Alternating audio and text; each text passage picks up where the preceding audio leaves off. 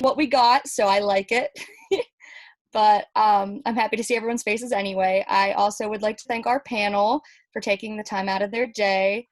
I'm going to introduce the panel, and I would like for them, if you guys, when I introduce you, if you could just like unmute yourselves, say hi real quick so we can get the faces to the names, that'd be great. So first up, we have Desolina Valenti. Desolina is a senior cultural studies major with a Japanese minor. Pronouns are she, her, or they or them. A fun fact is that they enjoy drying and pressing flowers and hanging them around their room. Hey everyone, very excited for this event. Thank you. All right, next up we have, I'm sorry if I mess up any names as well, Elli Manalang. Elli is a sophomore international student majoring in English literature. Pronouns are they, them. Their fun fact is that their high school superlative was actually most likely to die first in a zombie apocalypse because no one else wanted their superlative. Yeah, I actually suggested that, and then no one else wanted to take it, so I just took it. Yeah. Thank you. I love it. All right, next up we have BayLee Lehr is a Junior Developmental Psychology Major with minors in both Cognitive Science and Sociology. Pronouns are she, her, or they or them. She is a student worker at the Women's and Pride Center. She loves to hike and loves taking care of plants. Hi everybody, I'm so glad to be here tonight and I'm excited for everything to get going. Wonderful, thank you. All right, next up we have Dr. Catherine Massey, who's a professor in the psychology department. She identifies as a feminist and has been involved with diversity and inclusion on campus since she joined Slippery Rock in 2002. She developed and coordinated safe zone trainings at SRU and co-founded GEISO, the President's Commission on Gender Expression, Identity, and Sexual Orientation. She also co-chaired that along with the President's Commission on Race and Ethnic Diversity and is currently the co-chair of the President's Commission on Veteran and Military Affairs. Her research focuses on contextual influences in identity development, including sexual orientation and gender identity. Hi, everybody. Alrighty, and lastly, we have Dr. Brittany Wachuku, who is a licensed clinical social worker and board-certified oncology social worker who holds a Doctor of Education degree from the University of Pittsburgh. She has numerous years of experience in medical and mental health settings. Her clinical experience of working with diverse populations includes juvenile probation, foster youth care youth, school social work, private practice, and oncology healthcare settings.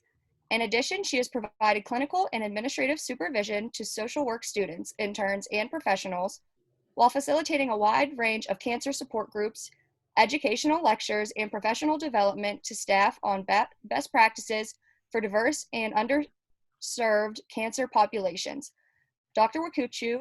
Wachuku received her Bachelor of Social Work and Master of Social Work degrees from the University of Louisville's Raymond A. Kent School of Social Work.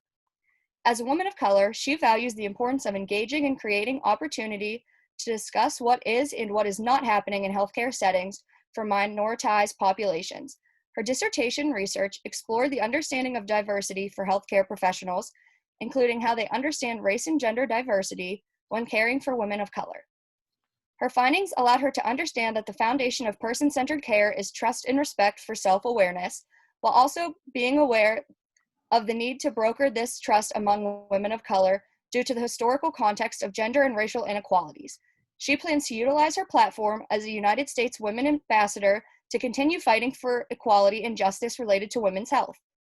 Presently, she is an assistant professor of social work and director of field education at Slippery Rock University. In addition, she serves as a member of the board of directors for the Association of Oncology Social Work. In 2018, her professional and voluntary endeavors led to a recognition of one of Pittsburgh's Fab 40 Under 40 honorees.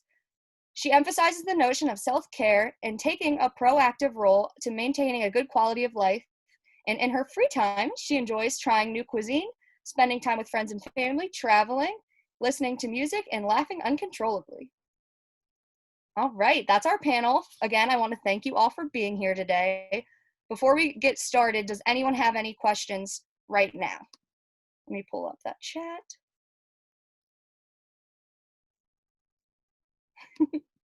Alrighty.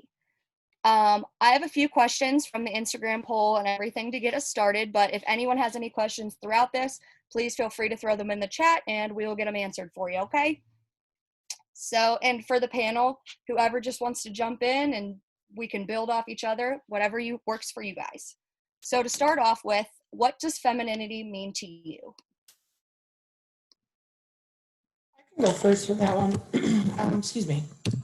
So, I would say femininity means showing whatever you think is feminine to you. So, you know, if you find less colorful things more feminine to you, then that's like what you identify as a woman, then like that's feminine to you. And so that should be considered feminine. And I think it goes the same for anyone that identifies as female or a woman, that like if you feel you have that identity in you and whatever you present to you as the world, then like that's feminine. So yeah, I would have to agree with BayLee there. You know, femininity is a social construct, and it tries to put you, society tries to put you in a box based on how you should present as a woman.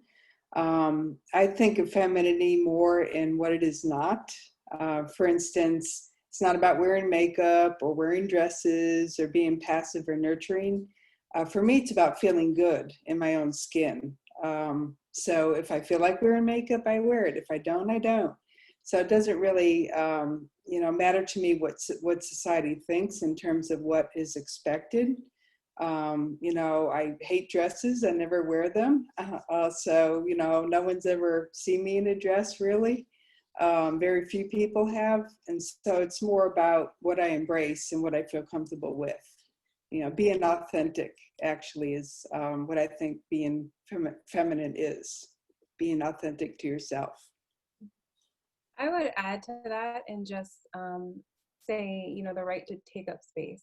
And if that means having your own opinions, having, without apologizing, pursuing your own goals, having your own body on your terms, just the right to know that you're able to exist and just take up the space in the way that you define that. That was great. Anyone want to add on? Good? All right. So that brings us to, what have been significant barriers in your career or education?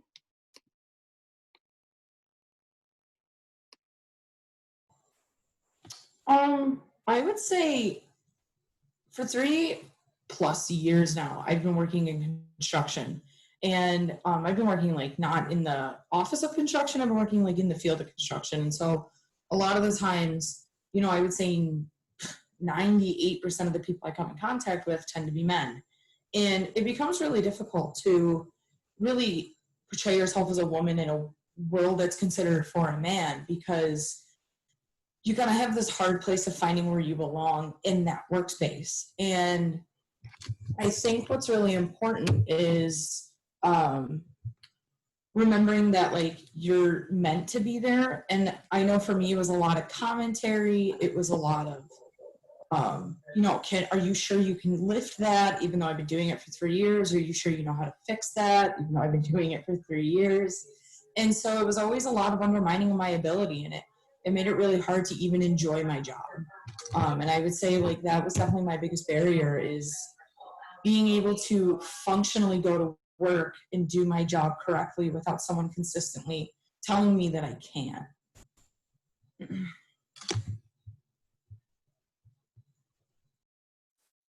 I would say some of the challenges that I face is similar to what you were discussing, is just the constant fight to explain or redefine who I am. All inequality isn't equal. And I think as, we talk about intersectional feminism, there's just multiple identities and layers of me that I felt that I consistently had to re-explain, whether it's, how I choose to dress or how I choose to wear my hair. I think, especially in the corporate world, there's so many societal expectations of how we should look or how we should talk when we're sitting at the table. And so it's been a challenge. It's definitely something that to be transparent, I continue to work on and continue to work with, even in my current role. But yeah, I would definitely say that would be my challenge. I would like kind of spin off that real quick. Is like I'll never forget like a time I had just come home from work, and my father actually owns the company I work for, and he was like, "Why are your clothes so dirty?" And I was like, "Dad, I work in construction. Like, I work in a very dirty environment. We have, you know, a lot of businesses around us, big corporations and stuff like that that are getting built." And I'm like, I'm kind of like in dirt all day. And so like he would never ask any of his other workers that, but because like I was a woman and I shouldn't have been presented in like a dirty way, that like my clothes weren't adequate to him. And so he would always make commentary on that as well. Yeah, being in psychology, I haven't really encountered a lot of barriers because psychology now is predominantly women. At one time it wasn't that way, but now it is. So I don't recall encountering any barriers to my education based on femininity or being a woman or an out lesbian even, because I think academia is generally more liberal anyway, and psychology is typically. The only thing I can think of is being a woman. I think when it comes to service, as a faculty member, it seems that women are typically more involved in service than men are, and men are more kind of more steered towards research and publications and things like that. So I think there's a difference there in terms of gender and being a woman, that you know you're more steered towards service and helping the community rather than doing your research and working on publications, things like that.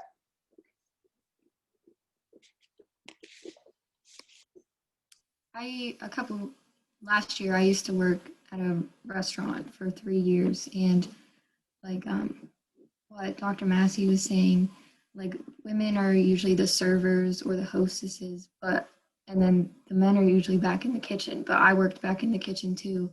And it's just like I didn't have many barriers back there, but just like the conversations I heard and like the degrading things they would say about like the servers. Like, I mean, I can only guess what they would have said like about me when I wasn't there or something. Like, it's just when you're in a space with men, you have to deal with like hearing those conversations that really shouldn't be taking place.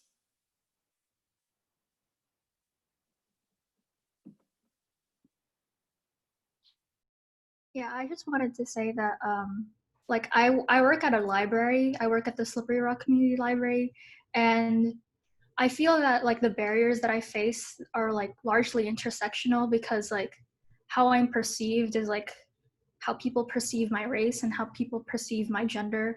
So I'm often read as like I'm very visibly Asian, and I technically I look like a woman. So oftentimes people will belittle me and talk like little microaggressions that you don't catch, like certain behaviors that I wouldn't see present in when other coworkers of mine would be at the front desk, because I'm young, I'm Asian, and I look like a woman. But while everyone else is much older than me and white, I don't really see any differences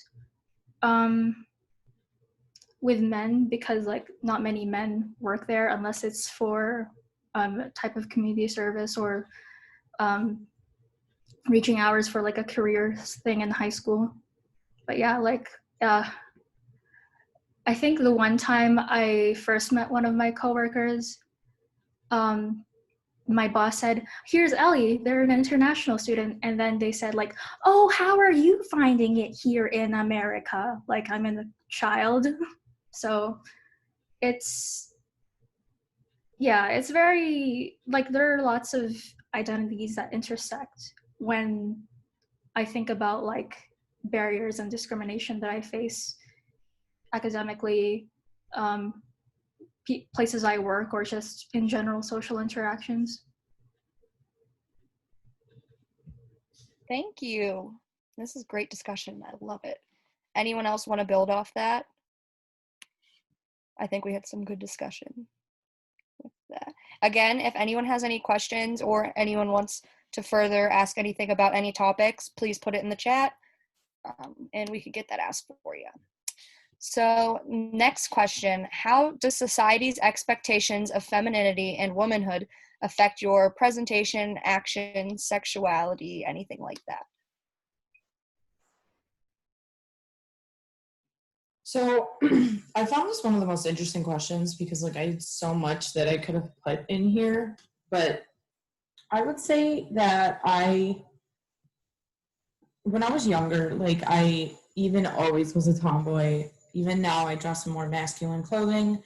I identify as bisexual, and so a lot of people tend to fit this stereotype onto me that like because I look like a woman, because I'm bisexual, I need to dress more feminine, I need to act more feminine, I need to be dating guys.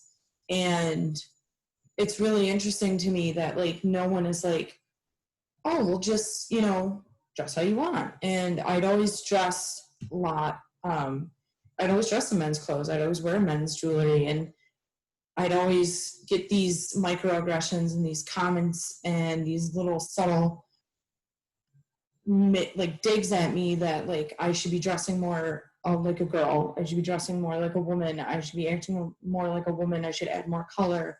You know, from everybody, even my friends, they'd make like little jokes, quote unquote, here and there, and it was always this feeling that I wasn't fitting into society's want of me. I couldn't even tell you how to put on makeup, genuinely. I've never done it. I've never had to do it. I've never once fit the role of like a typical woman.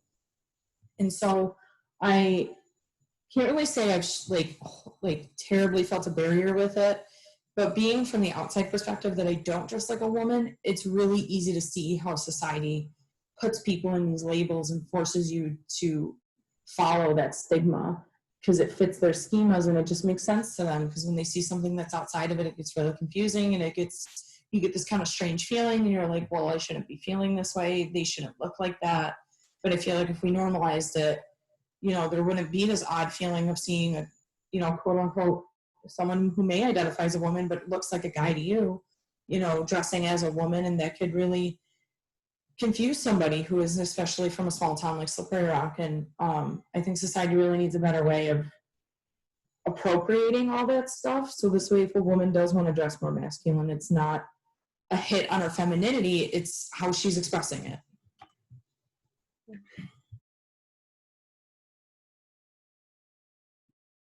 Thank you, BayLee. Anyone want to add on to BayLee's point?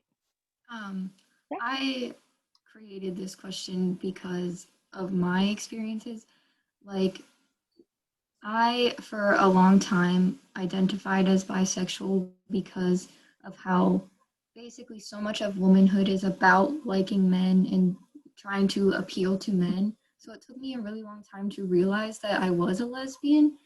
And then again, with how womanhood and femininity are so directed at men and trying to, you know, appeal to them and make them happy, I've had some kind of like struggles with how I want to present myself and like with my gender. And so basically what in my experience is my gender is lesbian. Like my sexuality is also my gender, because that's what connects me to femininity and being a woman, is liking other women. And so yeah, it's a lot of struggles because it takes so much to unlearn like so much of what we're taught since we're young, like what being a woman is, what like being a wife, having kids, like that's basically what we're taught. So it's so hard to unlearn that and to just find the true you. So I really like that you said like your gender identity is also kind of how you put your sexual identity, and I never really heard it that way. And like I think that's really interesting because I feel like a lot of women actually do have that similarity, and they feel like they can't express themselves in that way because of society and the stigmatizations and the stereotypes and the cultural norms that we, you know, us as women face every day. And we feel like we can't even do that. We can't see yourselves as a lesbian and be like, this is the way I want to dress because this is how I'm expressing me being a lesbian. This is how I'm expressing me being a bisexual. Like, and I feel like there's just not enough of that admiration of expression. So I really like that you said that. I really like that. Yeah, it is interesting, I think, in society because, you know, I try to live my life freely and not bow down to expectations or constraints of society for my gender or sexuality. But certainly it affects you. I know when I was younger, my teen years, early adult years, you know, I was affected definitely by society. Like I didn't come out to myself until I was 34. And I think that was society's influence and the stigma attached to being gay. And so I think I repressed my sexuality and tried to fit in based on society's expectations, like marrying a man, you know, trying to present more feminine, having my hair long, you know, things like that, you know, as to what I thought society wanted from me. And part of it was my family too, because you know, being brought up in a family where I had an older sister and 3 older brothers, you know, the boys in the family seemed to be, I wouldn't say they were favored, but they were listened to more, I think, than the girls were. And I still find that today, you know, in my family. And I remember when I was like, I don't know, 8, 9 years old, and I had to wear a dress to school because it was May Day and girls had to wear dresses, and I was refusing to wear one. And my father was very supportive, but my mom was like, well, you have to, you're a girl. And I'm like, I'm not wearing one. And she basically said, if you're familiar with the Little Rascals, any of you, she said, what are you, the president of the He-Man Woman Haters Club? You know, and little did she know that it was the opposite. But besides that, it was really interesting that, you know, I just felt this pressure, you know, to wear a dress. And so I compromised and wear somewhat of a dress that had shorts with it. So I was okay with that. But yeah, I mean, I think it's very, very strong. And I think it can be very intimidating, especially within your family when they expect that from you. Yeah. And Kendra, I know that part of this question, I think you mentioned actions, and I think there's this notion that women need to show consistent strength, you know, regardless what is said to us, regardless what is enacted on us, that we will always bounce back with this resilience or have to have this strong strength. I know as a Black woman, there's like this strong Black woman idea that is out there from societal expectations, and it's challenging as well. And I find that sometimes I'm subconsciously trying to reinforce those negative stereotypes that are being portrayed. But I just wanted to mention, I think that's another expectation of women, is this idea of strength. Mm-hmm. Definitely. Thank you. Ellie, did you have something you wanted to add? Oh yeah, I was just gonna say that I had very similar experiences to Des, because I also, for the longest time, I thought I was bisexual, and only very recently realized I was a lesbian. And I don't know, it's like I've had a very complicated relationship with femininity from the start. Like I didn't really see it in my early years, because like when I would wear dresses or wear pink or like those stereotypical stuff, like I didn't really say anything about it. Like I liked it even. But once I realized that like femininity was like about being a woman, and being a woman was wrong, then I was like, oh, then I don't like that stuff, because being a woman is wrong. Like you have to be like not like the other girls, something like that.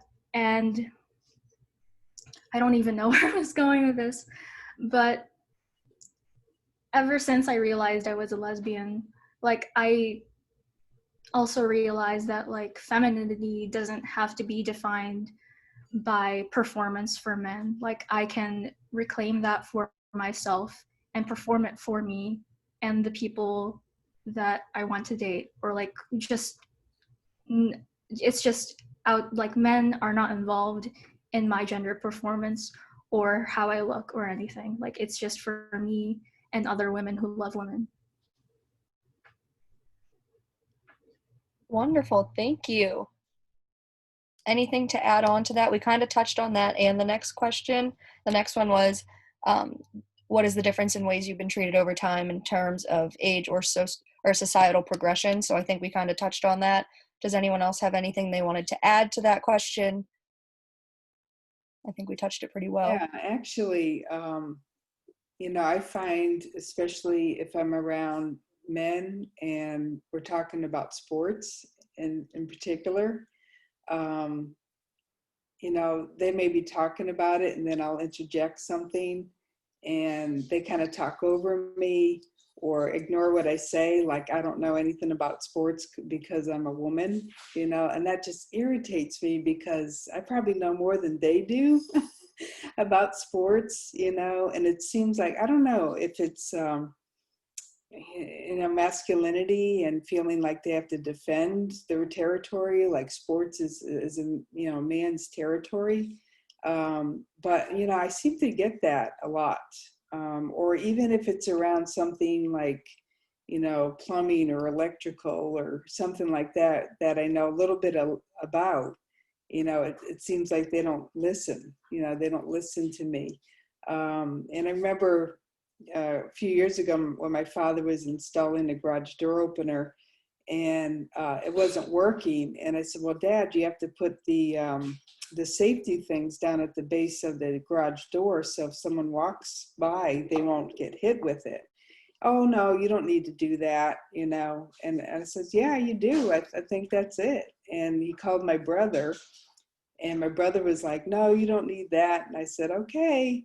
And finally, he listened to me and it worked, but it took like forever for him to understand that. And then of course, calling my brother and asking him when I had the solution.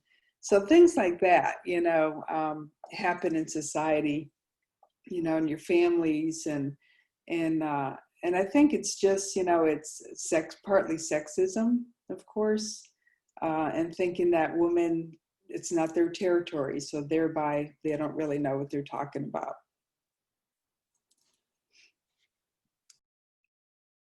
Definitely. Anything else added on to that? I think we can definitely all relate to that.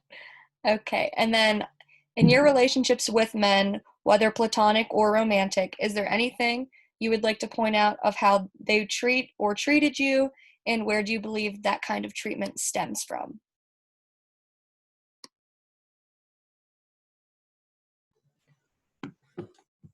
I would think like a lot of it stems from some society, as like Dr. Massey said, like men have this very territorial like defense mechanism that like you can't step foot into like a guy's territory. I was a boxing coach for a really long time, and even though I boxed children, I coached children. It was very often that I was undermined even in that field, that like the parents didn't want me teaching their children because I was a female and I wasn't able to fight. I wouldn't be able to teach them properly. I was too weak. Boys needed someone stronger. I wasn't big enough. They didn't see my muscles, so they didn't think that like I could really teach them boxing. So it was all these different things that I witnessed, and a lot of it, I grew up not really having a lot of romantic relationships with men. It was very, very platonic, and it was very, very friendship based. But even then, it was very similar to Dr. Massey's, is like you were very undermined. You were told basically you didn't know what you were talking about in a man's field. My dad didn't even put me in hockey or football because he didn't want me to get hurt in a man's sport. And I think a lot of that just stems from constant generational education, is that, from the very moment we're born, we're seeing these advertisements, we're being taught these gender stereotypes and these gender schemas, and, we're placed where society thinks we should be placed because of a certain sexuality or gender that we might be. And I feel like that really doesn't tend to help when women are trying to just be themselves. And a lot of it stems just from constant winning, I guess you could say, over for the man. You know, they tend to, you know, make more money. They have more financial success. They have more career success. And so, you know, if we don't let women not start winning, not let them, but if we don't allow them to be able to reach to the point where they can overcome something over, you know, versus a man, then we're never going to get to a point where we're going to be equal. Yeah, it definitely is embedded in our society. I mean, if you look at what women are paid in professional sports versus what men are paid in professional sports, I mean, the discrepancy is so just alarming. And so I think, you know, it is systemic, and we have to, you know, change that. And it seems like an uphill battle. But yeah, I mean, we just got to keep at it to change it.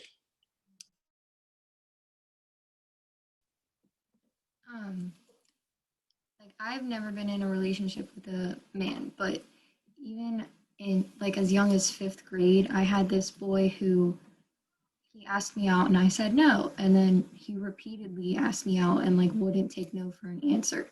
And I've had that happen like once or twice more than that. And I think like how like the media shows like if you keep asking the girl, eventually you'll get her, and like just showing men that if they fight for what they want, they'll get it. Like that just taught men that they can just do whatever they want.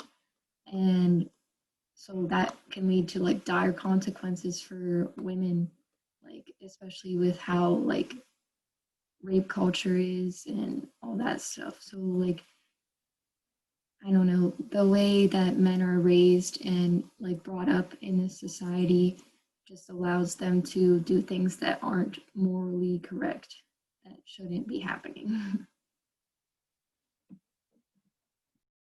I know we talked about gender roles a little bit ago, but I think in my experience of relationships, gender roles and the expectation of sacrificing personal goals or aspirations to fulfill a certain role has definitely been something that I've experienced. Like all of the other panelists are mentioning, you know, this type of treatment can stem from the societal expectations that are placed on them, but even some of the cultural implications. The social worker in me wants to also discuss some of the representation that individuals see from development. And, you know, if an individual has been conditioned or learned from their childhood to grow up in a home where the primary caretaker is juggling multiple responsibilities and not pursuing their goals and so forth, or showing this certain level of resilience that can definitely be projected in the relationships that they have, for sure.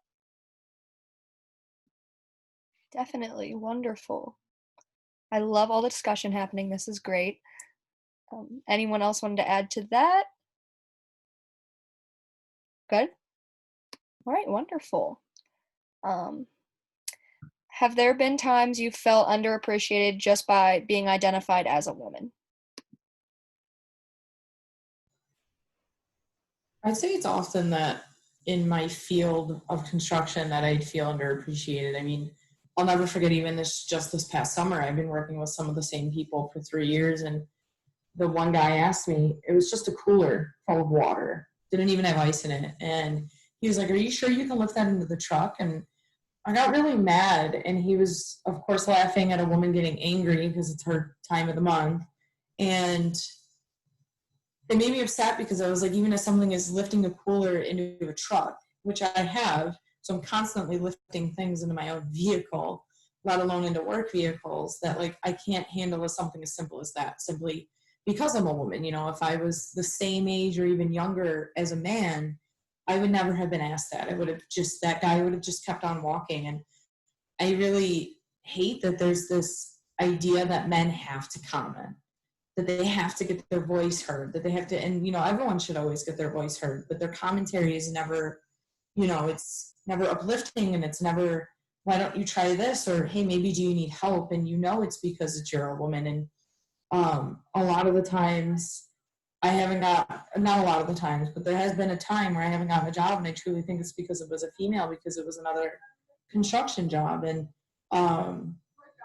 he was very ignorant to me towards the whole interview. And I've been in jobs where I've had managers that are all men, and they've been very sexist towards me, and I've had to quit. And I've tried complaining about it, and nothing's been taken care of. And it's really sad to see so many issues just get thrown underneath the bus because nobody wants to take care of it because it's just a woman throwing a temper tantrum.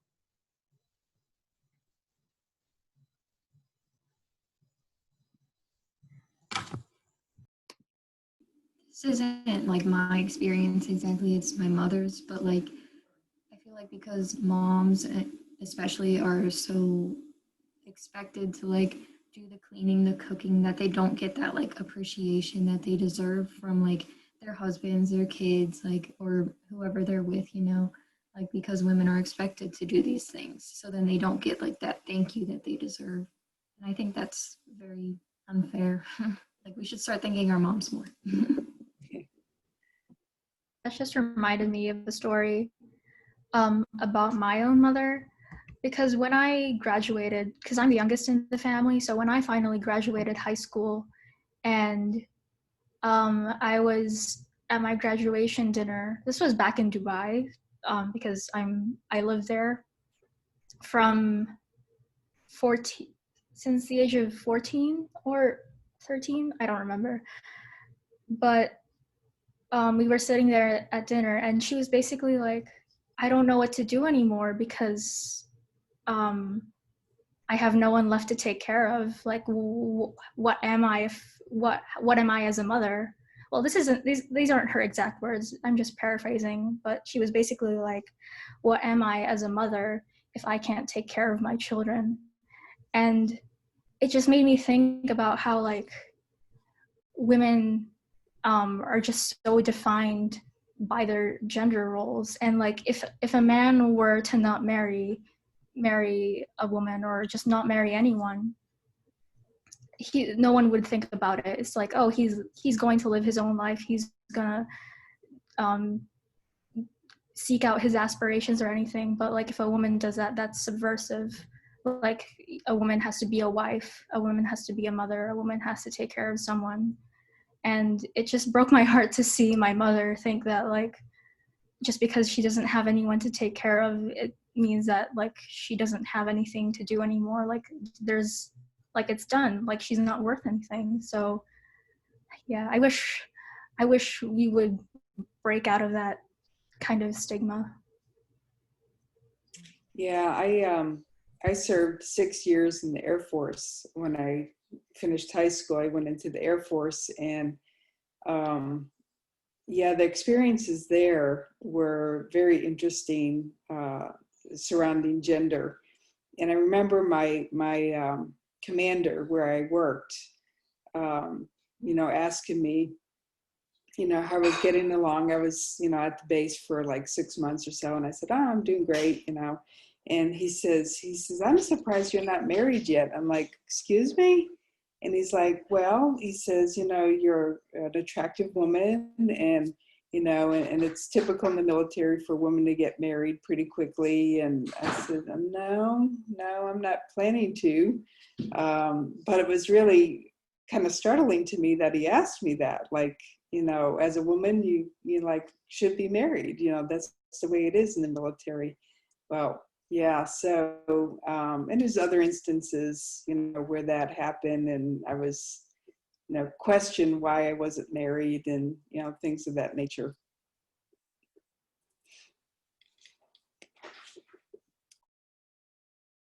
Alrighty. So that was the last question that we had from the Instagram and everything. But is there any remarks that you would like to share with the audience that you feel is impactful? Any stories? Anything?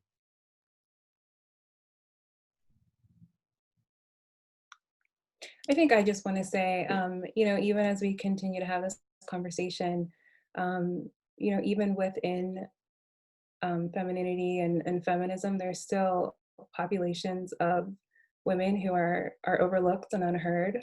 And I think if we can, as we continue to have these conversations, just be mindful of how, you know, there's a strength in numbers, and I hope that all of the students and we all understand how much we can do together but it's keeping in mind and really trying to elevate the voices within the movement.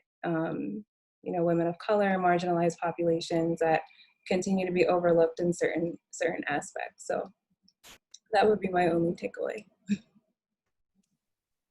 Yeah, I think, you need to be yourself and be authentic and not let society tell you who to be. I also think it's important to kind of check ourselves and make sure we're not judging people based on their appearance or, what they're doing, what they're saying, and not trying to fit them into a box as well. I think we can do our part in many ways.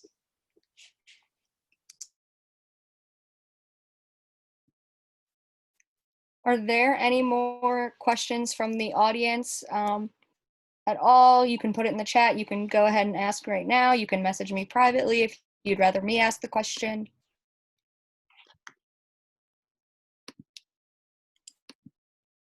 Give it a minute.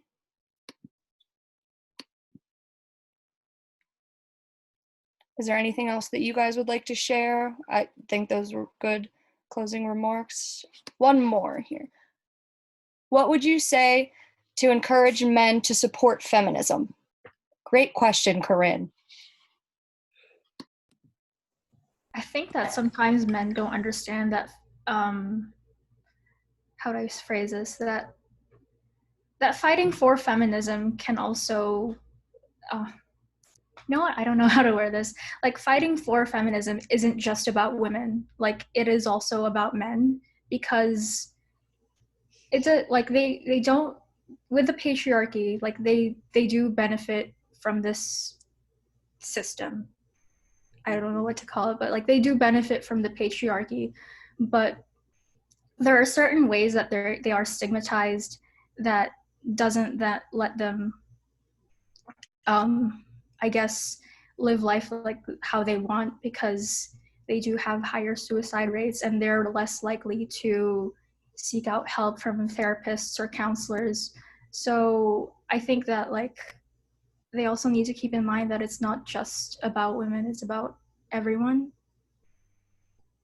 Yeah, masculinity, I think, because it is revered in our society, I think men feel a lot of pressure to behave a certain way and to be masculine.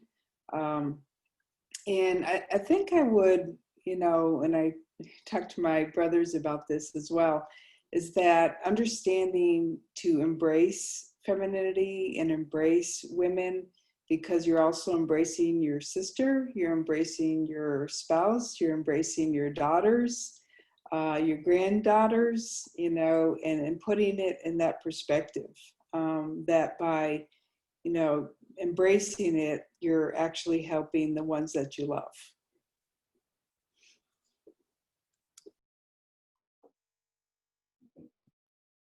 That was great. All right, that was our only question. Any other questions from anyone that you have for the panel? The center, again, the centers are always open. You can reach any of our Instagram, Twitter, anything, and ask us any questions. Feel free to email myself or Losha. It is on our Instagrams. Okay, great. Would it be something along the lines of feminism doesn't necessarily mean just supporting women, but more so supporting feminine expression across the spectrum? So yeah, I mean, I would say, taking this idea of feminism and turning it around from it just being able to be supported by women or those who identify as a woman, and saying that, no, feminism is about the equality of men and women. Women don't want to be paid more. I mean, everybody wants to be paid more, but, women don't want to be paid more. We just want our work to be valued at the same amount as a man's, because it's the same work, not because it's our gender. And I'd say supporting femininity across the spectrum is really important, because we need to tell men that it's okay to embrace their femininity side, because gender is an expression, it is fluid. And, men do have that softer women side that, they can show their emotions and they can show, more colorful colors on their clothing and, you know, they can be a little bit more eccentric and stuff like that, that would usually be more towards, you know, a woman, you know, and I think that's really important. I think that's a really good point and question, because we do need to support femininity across the entire spectrum, you know, including men's side of femininity. Yeah, I would say feminism is more about breaking down gender biases and not letting that affect how society is treating people of any gender. Like, I would say feminism is more about that. Like, encouraging feminine expression and or any type of expression across the spectrum, it should be encouraged. But I would say it's more about breaking down systemic biases and biases between people in society. Yeah, and I think it helps men a lot to be able to kind of let down their guard and not have to defend their masculinity. And I had an encounter with a neighbor the other day where he shared with me that he had a falling out with the next door neighbor over a discussion, and he was really hurt by it. And I'm glad he shared it with me because I saw a different side of him. And we connected, and you know, in the days of COVID, he wanted to hug me, and so I took his arm and I just kind of, you know, turned my face, and he turned his away so we could hug. And you know, it was really I think a very touching moment, you know, and he just felt, you know, he felt safe to share that, and I think that allowing men a safe place to share more emotional things, or you know, being able to nurture them, I think is important.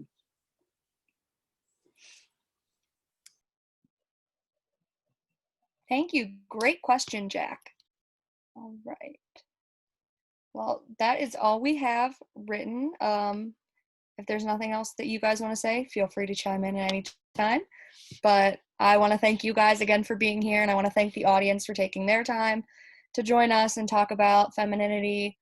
And yeah, that's all we have today. So I want to thank you all again. Mini round of applause since we can't do it in person, but thank you all so much. Thank you. Thanks for coming, everyone. Thank you. It's a lot of fun. Thank you.